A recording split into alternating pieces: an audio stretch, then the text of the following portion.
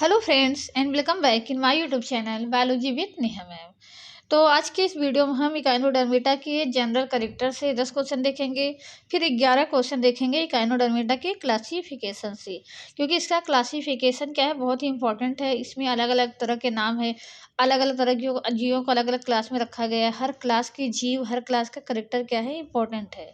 तो इसलिए इस फाइलम को हम डिटेल में देखेंगे। इसके बाद इसके अगले वीडियो में काइनोडर्मिटा में हमें स्टारफिश पढ़ना है। स्टारफिश के साथ ही हमारा जो नॉन कार्डेट का सिलेबस है वो फिनिश हो जाएगा। तो अभी तक अगर इसके पहले की वीडियो आपने नहीं देखा है, प्रोटोजोआ, पोरीफेरा, तो वो सभी इस चैनल पे अपलोड है, उनको देख लीजिए। आइए हम काइनोडर्मिटा के क्वेश्चन सॉल्व करते हैं। क्वेश्चन नंबर 1 देखते हैं पहले। What is the name of the phylum to which starfish, sea urchin and sea cucumber belongs. तो ये एकदम आसान सा सवाल है। आई होप सब इसका जवाब दे ही चुके होंगे। इकाइनोडर्मिटा है कि आर्थ्रोपोडा है कि मोलस्का है कि कार्डेटा है। तो इसका सही जवाब सबको पता है, इकाइनोडर्मिटा होगा। आइए हम अगले क्वेश्चन पे जाते हैं। क्वेश्चन नंबर 2 पे, what is the main characteristics of echinodermata. Bilateral symmetry, radial symmetry, segmented body या अनसेगमेंटेड बॉडी। तो रेडियल सिमेट्री है, हमें पता ही है। और रेडियल सिमेट्री किस में पाई जाती है? एक नाइडेरिया में पाई जाती है और दूसरी इकाइनोडर्मिटा में। तो सही जवाब क्या होगा? Radial symmetry. Question number 3, what is the primary source of food for most echinodermata. Algae है, plankton, fish and other animal, detritus and decaying matter, या फिर कोरल एंड अदर इनवर्टिब्रेट्स। तो इसका जो सही जवाब है वो क्या है? Algae and plankton. तो इसका मतलब ये कैसी है? हर्बीवोरस होती हैं। इसके पहले हमने जब बताया था पाइला क्या है? कार्निवोरस है। तो किसी ने कहा था नहीं मैडम पाइला क्या है? हर्बीवोरस है। तो पाइला हर्बीवोरस नहीं, पाइला कार्निवोरस है।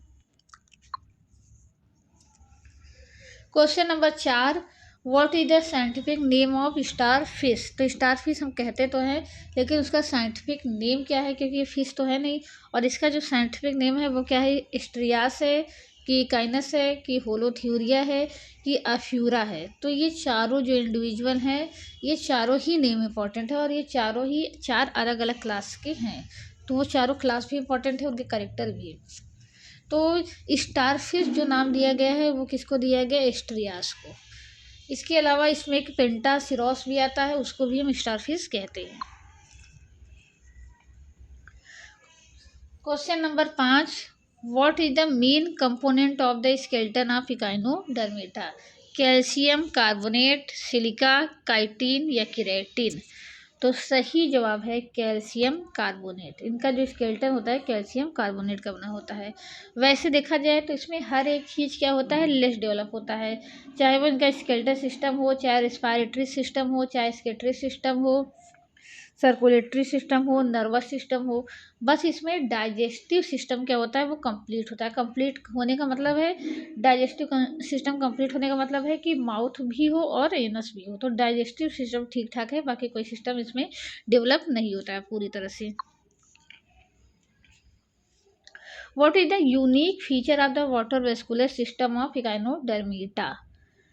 तो it is used for movement, it is used for feeding, it is used for respiration या it is used for circulation. तो यूनिक फीचर जो है वो कौन सा है? मूवमेंट है। It is use for movement.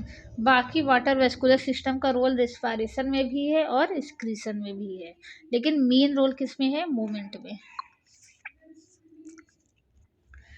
What is the name of the structure of the echinodermata use to move and feed. तो ये क्या है? Tube feed. ट्यूब फीड के द्वारा इस पर क्या होता है? मूवमेंट होता है। और ट्यूब फीड की वजह से, या हम कहें इसी की वजह से, ये भोजन को पकड़ने का भी काम करते हैं। Question number 8, what is the main function of the perivisceral coelom in the echinodermata. तो इसका काम क्या है? सर्कुलेशन है कि रेस्पिरेशन है कि डाइजेशन है कि एक्सक्रीशन है। तो जो पेरीविसरल सिलोम होता है इसका काम क्या होता है? सर्कुलेशन का। तो सही जवाब क्या है? सर्कुलेशन। आइए अब अगला क्वेश्चन देखते हैं।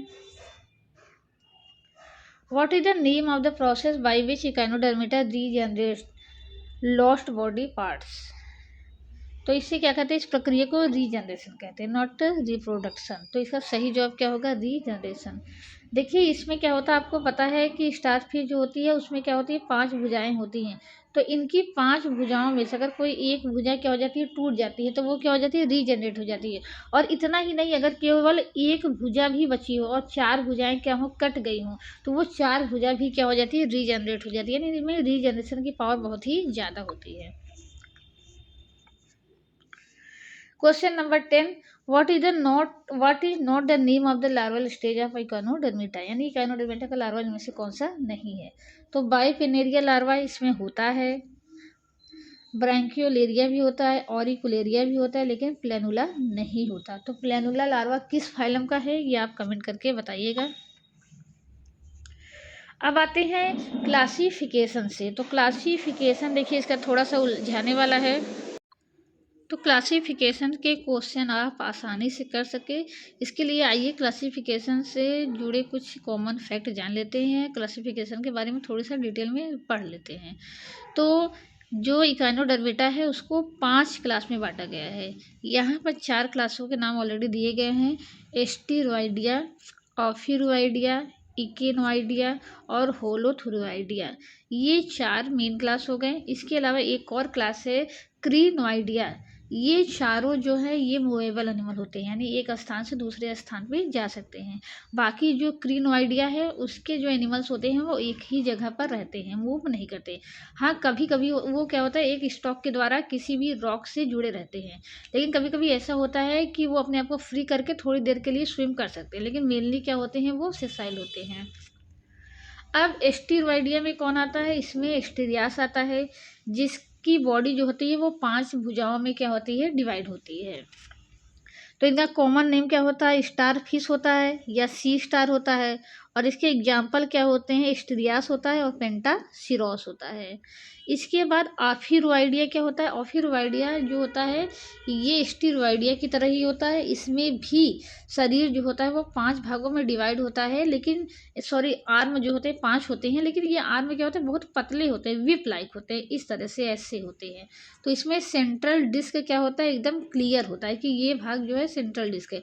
लेकिन एस्टिरॉइडिया में क्या होता है, सेंट्रल डिस्क क्लियर नहीं होता। तो इसीलिए एस्टिरॉइडिया को क्या कहते हैं, स्टारफिश कहते हैं। और ऑफिरॉइडिया को क्या कहते हैं, यहाँ पर ये सांप की तरह इनकी भुजाएं होती हैं, इसीलिए इनको क्या कहते हैं, सरपेंट कहते हैं, या फिर ब्रिटल स्टार कहते हैं, या सरपेंट स्टार कहते हैं। फिर उसके बाद आता है इकिनोइडिया आता है। इकिनोइडिया में कौन आता है, इकाइनस आता है। इस काइनस को क्या कहते हैं, सी अर्चिन कहते हैं। इसी में आता है सैंड डॉलर। इनकी क्या खासियत होती है, इनका जो शरीर होता है वो राउंडेड होता है और स्केलेटन से और स्पाइन से पूरी तरीके से क्या होता है, कवर होता है। जब अंदर के भाग को काटा जाता है तब ये 5 भागों में इस तरीके से आर्म 5 आर्म इसके काटने दिखाई देते हैं, ऊपर से ये बॉल की तरह दिखाई देता है। होलोथुरोइडिया क्या होता है, होलोथुरोइडिया भी जो होता है 5 आर्म में डिवाइड नहीं होता। तो ये लंबा होता है, लेकिन इसकी बॉडी गोल न होकर के कैसी होती है, लॉन्ग होती है, लॉन्ग सिलेंड्रिकल बॉडी होती है। तो एक खीरे जैसी होती है, इसीलिए इसका नाम क्या रखा गया है, सी कुकुम्बर।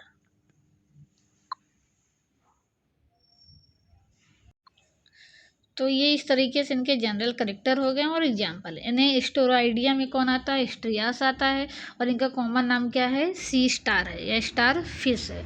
वहीं ऑफिरॉइडिया में क्या आता है, ऑफियोथ्रिक्स आता है, इनका कॉमन नेम क्या है, ब्रीटल स्टार है। और इकाइनोइडिया में क्या आता है, इकिनोइडिया में सी अर्चिन आता है और सैंड डॉलर आता है। कॉमन नेम यानी एग्जाम्पल क्या है, इकाइनस है। होलोथुरोइडिया में क्या आता है, होलोथुरिया आता है, और इसका कॉमन नेम हमने आपको बताया सी कुकुम्बर। अब आपसे ये क्वेश्चन सॉल्व हो जाएंगे, विच class of echinodermata include sea urchin. तो सी अर्चिन किसको कहते हैं, इकाइनस को कहते हैं। और इकाइनस किस में आएगा, इकिनोइडिया में। इसी के आधार पर क्या रखा गया, इसका नाम रखा गया। तो यहाँ पर इकिनोइडिया क्या हो जाएगा, सही हो जाएगा। अगला क्वेश्चन नंबर है 3, विच class of echinodermata include sea cucumber. तो सी कुकुम्बर का मतलब क्या है, कुकुम्बर यानी खीरे जैसी संरचना है, तो बॉडी क्या है, लॉन्ग बॉडी है। और लॉन्ग बॉडी किस में आता है, होलोथुरोइडिया में आता है। तो ये सही जवाब की हो जाएगा, होलोथुरोइडिया में।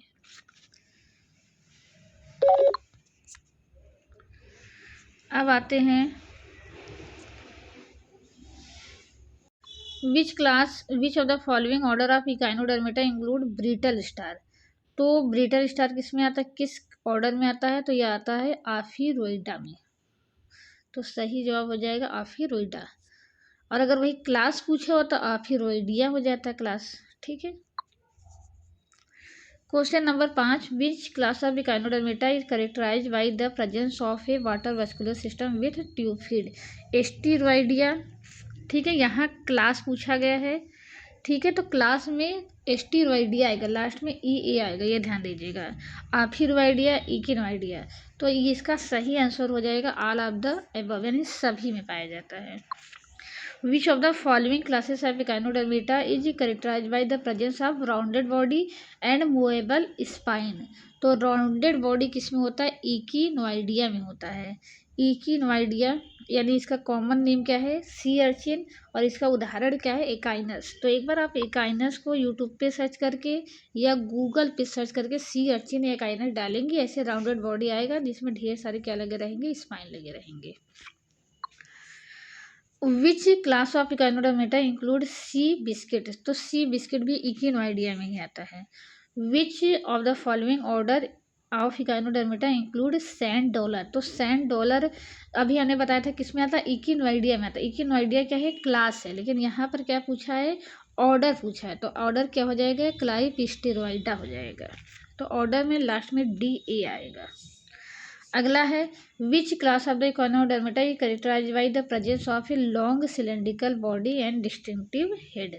तो आप आई होप ये सवाल का जवाब आसानी से बता पाएंगे कि एस्टीरॉयडिया क्या होता है। इसमें तो 5 ही भुजा होती है। आफिरोइडिया में भी 5 भुजा होती है, लेकिन भुजाएं कैसी होती हैं? पतली होती हैं। इकिनोइडिया क्या होता है? गोल होता है। और होलोथुरोइडिया क्या होता है? लॉन्ग सिलेंड्रिकल बॉडी होती है। ठीक, अब आता है which of the following classes of echinodermata characterized by the presence of 5 और मोर आर्म? तो ये जो 5वें जिस क्लास की बात कर रहे हैं वो है क्या है? क्रीनोइडिया है। क्रीनोइडिया में क्या होता है कि 5 से ज़्यादा आर्म होते हैं, यानी आर्म तो 5 ही निकले होते हैं, लेकिन फिर वो जा कर के या तो 5 से ज़्यादा ही आर्म होते हैं या आर्म आगे जा कर के फिर डिवाइड हो जाते हैं। इन्हें हम कहते हैं सी लिली कहते हैं। तो ये एक ही जगह पर क्या रहते हैं? स्थिर रहते हैं।